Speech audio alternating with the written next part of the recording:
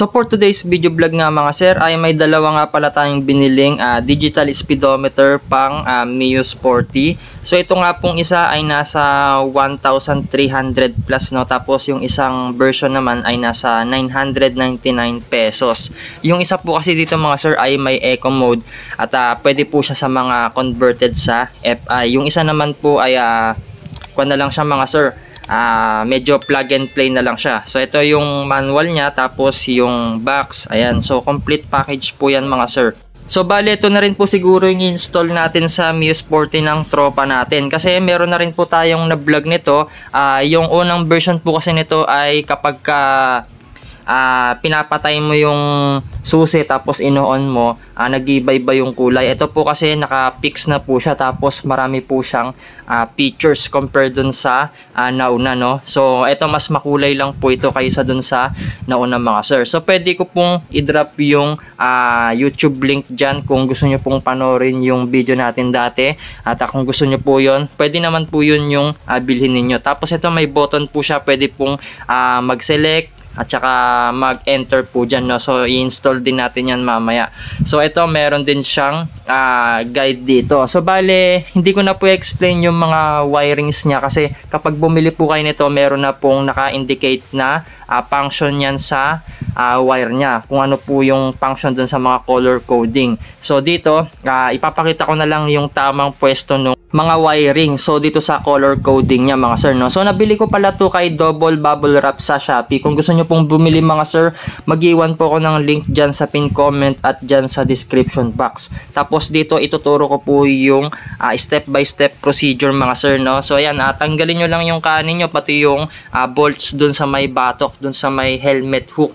Ayan, kapag natanggal nyo na yung speedometer ninyo, yung stock, dito tatanggalin natin yung mga wire dito sa socket nung binili nating aftermarket na digital speedometer, kasi ayusin natin yung pagkakapwesto ng mga wiring dito.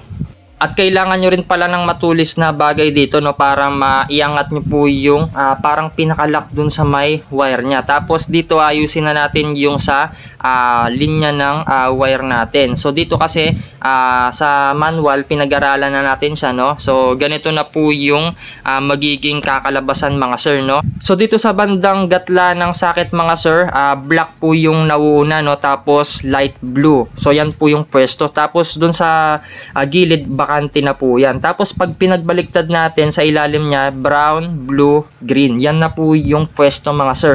Wala na po kayong ibang gagawin. Wala na po kayong ilalagay dito sa may bakante. So ito na po yung pinaka-position niya mga sir, para isasalpak natin dun sa may socket. Tapos screenshot nyo na lang po yan para hindi po kayo malito mga sir. At after na nga po nyan mga sir, so hugutin na po natin yung socket dito sa may key ignition natin, kasi magtatap po tayo ng linya dito sa may speedometer natin, doon sa may B+, yung sa may positive niya mga sir, yung sa kulay pula. So kailangan natin ng extra wire dito no mga sir. Yung automotive wire po yung bibilhin ninyo para hindi po masunog yung wirings ng motor ninyo.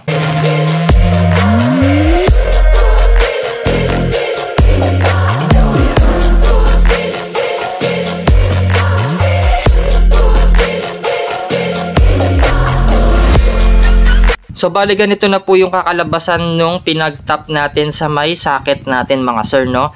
And then ipa-plug na po natin yung socket ng digital speedometer dito sa socket din ng motor natin no. Kung ano po yung in-unplug natin kanina, doon din po natin isasalpak. Tapos isasalpak na rin natin yung wiring ng papunta doon sa may key ignition natin, yung sa positive. So bali ilalagay po natin siya dito sa may kulay pula doon sa may B+. Kagaya nga po ng sinabi ko kanina, para yan po yung magsusupply dito sa digital speedometer natin. At wag po kayong malilito dito mga sir no. So dito tinatap lang nung tropa natin yung sa linya ng headlight niya no, kasi medyo putol-putol yung linya ng headlight niya. Tapos yung kulay yellow dito sa speedometer natin mga sir, yung kulay yellow na wire dyan, yan po yung sa high ng headlight natin. Wag po kayong malilito no. So paganayin na natin yung digital speedometer, tignan natin kung ano po yung kakalabasan na magiging itsura niya. At kapag ka napagana na nga natin mga sir, ganito po yung magiging itsura niya. Parang sa mga latest digital speedometer ng mga motor, ganito po yung kakalabasan mga sir, no? Ganito po yung design niya. So ito po, version 2 po ito. Tapos yung isang in-unboxing natin, version 3 po yun. Yun po yung mga pang FI na. So dito makita nyo mga sir, napakaganda po ng design. At talagang simpleng-simple lang. Tapos may iba't ibang kulay po yan. May oras, may odometer, tapos meron po siyang RPM, tapos meron na rin po siyang gas. So maganda po itong gamitin lalo na kapag kakargado yung motor ninyo, kung gusto nyo mag top speed, kasi 120 lang yung sa stock na speedometer natin. Dito kayang-kaya po yan mga sir, no, kung gusto nyo pong makita yung totoong top speed ninyo. So dito accurate na accurate po yan mga sir. At ganito po yung magiging itsura niya kapag nakabit na natin sa motor natin. Tapos ito naman po yung isa. So ito bali pang FI po ito mga sir, no. So itong isa, ito po yung sa may eco mode niya mga sir. So bali hindi nyo po yan mailalagay kapag in-install nyo dito sa Mio Sporty ninyo. Pero napakaganda po ng design nito, no.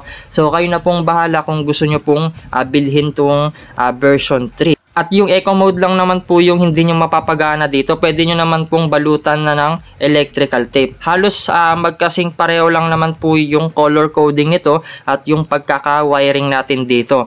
Pero dito mga sir, ayusin din natin yung wiring dito. Try nating paganahin dito sa Mio Sporty natin para makita nyo po yung design niya at kung ano po yung kulay niya mga sir, no. Green negative electrode. Yung walang kulay, walang kasamang kulay. Ito nga yan, ground. Kasi ito, yung iba green red eh. Ayan, no. Ito na yung iwala, hindi napapakalaman yan. Itong green ground. Saan siya nakalagay? Dito po. Sa kaliwa, no. Dito ilalagay. Sige, lagay mo na dito. Ito, wasak mo naman si Rafi. Sa una, no.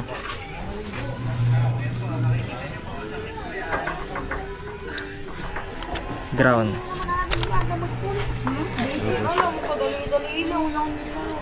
po sa signal light to. Pares niya rin po yung ito.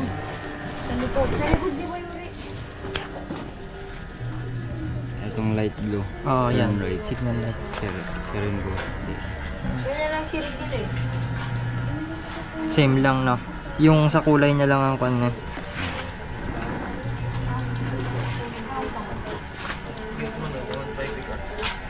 Pakita natin ito. Doon sa ignition. Ignition tong pula, no. Opo. Tapos itong blue Sa na walang high beam kulay, po. high beam. Ay wala na to. Bali ano yung natitira? Ito po RPM siguro din. Ano tong kan? Orange? Left turn. Left turn, no. Orange. Turn left. Tumutukod ng 90. Sa gitna yan. Sa baba lang ng Sa baba ng right turn.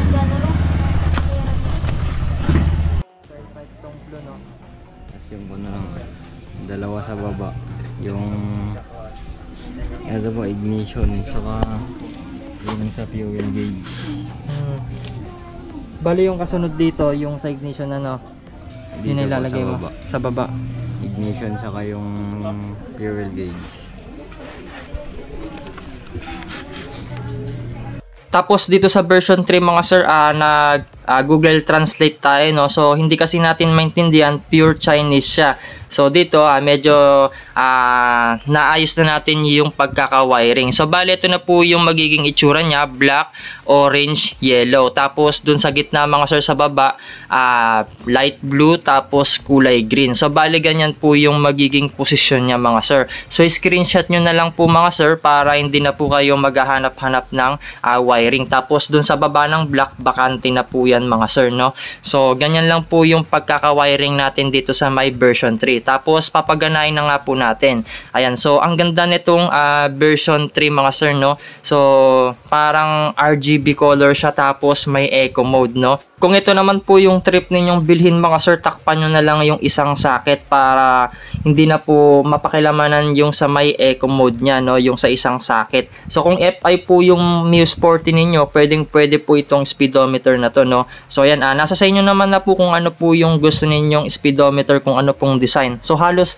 marami po kasing feature itong version 3. Meron po siyang RPM, yung fuel gauge, tapos yung ang tawag dito, yung odometer, halos lahat po, no? So, dun sa version 2, wala lang po siyang eco mode. Halos kompleto rin po yun mga sir. Meron din po siyang RPM. Mamaya ituturo ko po yung connection ng RPM niya mga sir. At dito nga mga sir, kuha lang po tayo ng 1.5 meters na wire. So, dito kasi papagapangin natin siya sa baba, no? So, i-connect natin siya dito sa may pulser. So, papaganahin po natin yung RPM. So, balutan nyo lang ng electrical tape yung wire natin dito para hindi po siya mag-short circuit. So, para hindi po masunog yung wirings natin dito.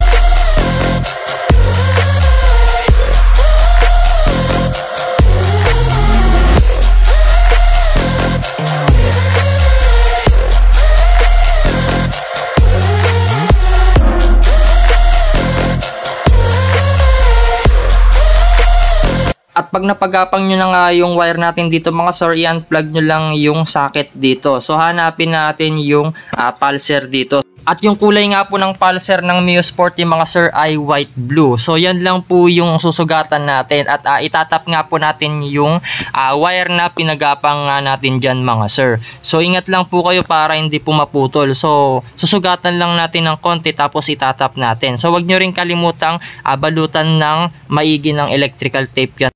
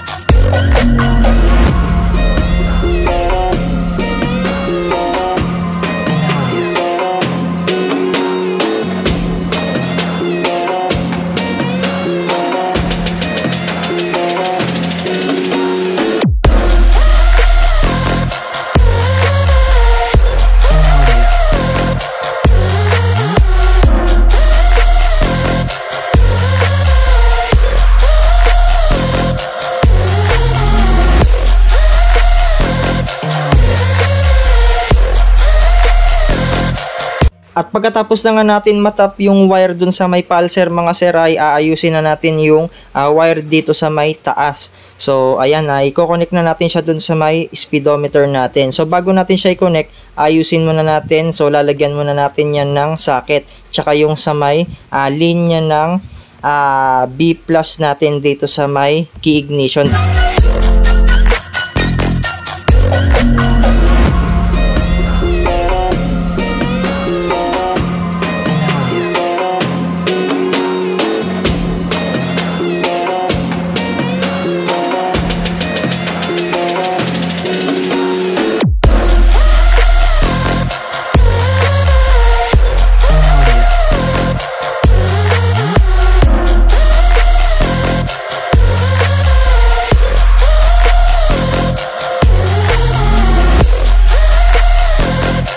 So bali kunin nyo lang po yung kulay pula at saka kulay blue na wirings dito. So yung kulay blue na may white, yan po yung sa RPM, yan po yung i-connecta natin dun sa may tinap nating wire papuntang pulser. Tapos yung kulay pula naman na B+, yan po yung pupunta dun sa may key ignition natin. Yan po yung magsusupply ng kuryente dito sa speedometer natin. So ikat nyo lang po yan, tapos magtatap na po tayo ng socket dyan mamaya. Para ang purpose po ng socket, para kapag gusto nyo pong tanggalin yung speedometer, hindi nyo na po tatanggalin sa pagkakatap. So i-unplug nyo na lang po siya sa socket. So nasa sa inyo na po yan kung ide-directa nyo pong itatap yung wiring or kung hindi na po kayo gagamit ng socket. Pero mas prepare ko pa rin po na meron po kayong socket para meron po kayong ina-unplug para hindi po hassle kapag ka nagkalag at nagkabit po kayo.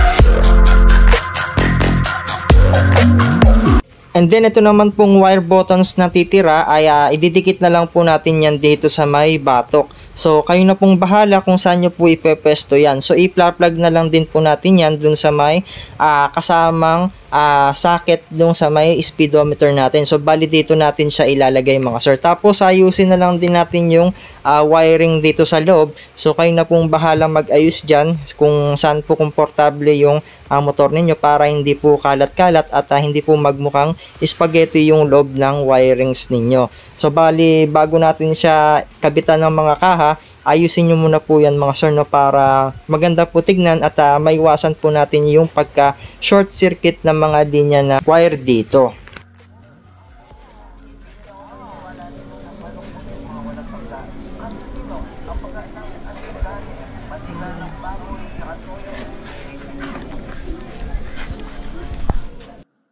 So baka magtaka kayo mga sir dito sa video natin. So sa pagkuha natin ng video, parang nagbi-blink-blink po yung ilaw ng speedometer. Pero sa personal po mga sir, hindi po yan nagbi-blink-blink. Naka-steady lang po yan. So sa camera na lang din siguro yung may problema. Kaya kala natin nagbi-blink-blink po siya. Sige nga tol, buksan mo.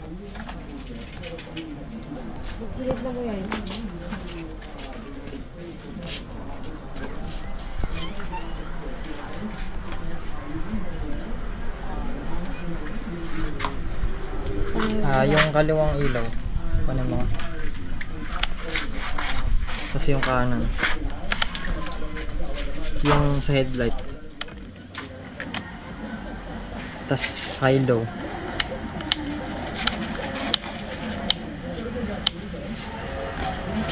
Tapos sindin mo yung makina niya.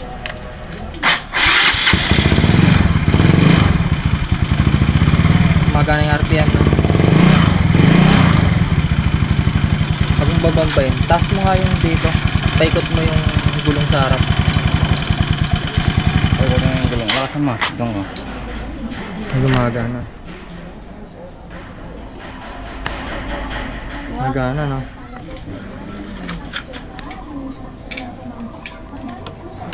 So, 800 days.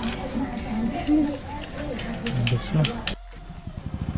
Maganda yung RPM mo. Kasi yung sa kabila. Oo, delay no? Ganun daw talaga sa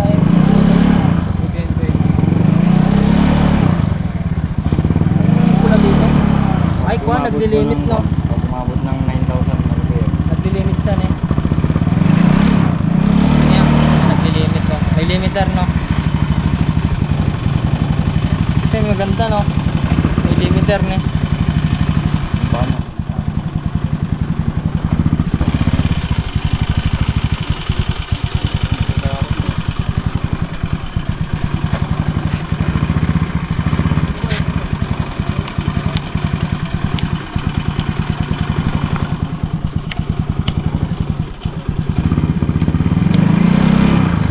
At ganito naman po yung itsura niya mga sir kapag kagabi. So pinasend ko lang itong video na to sa Telegram mga sir no. So ito po yung kuha nung tropa natin. So yan, napakaganda mga sir. Kapag kagabi po hindi po siya nagbi-blink. So sa reflection na lang din siguro ng araw kapag ka nagbi-video tayo ng umaga. So yan, kung makita ninyo nag-test drive pa yung tropa natin. Ilaw.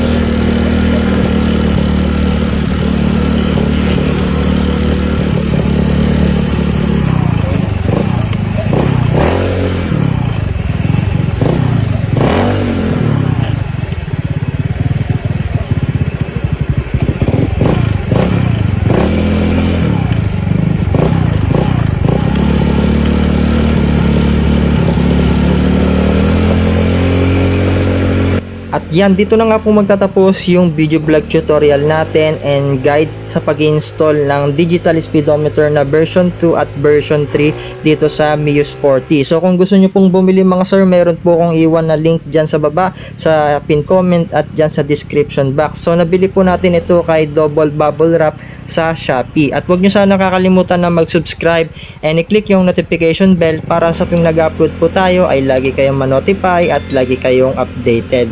And thanks for watching. I know gold is not enough. She's a